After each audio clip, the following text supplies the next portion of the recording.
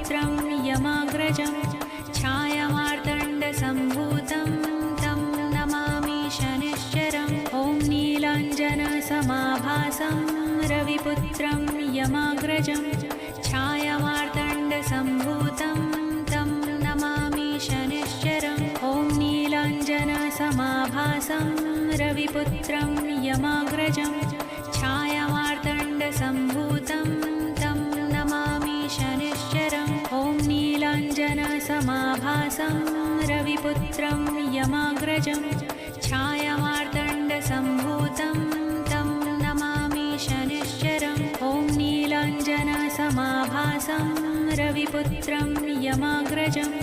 छायामार्तण्डसम्भूतं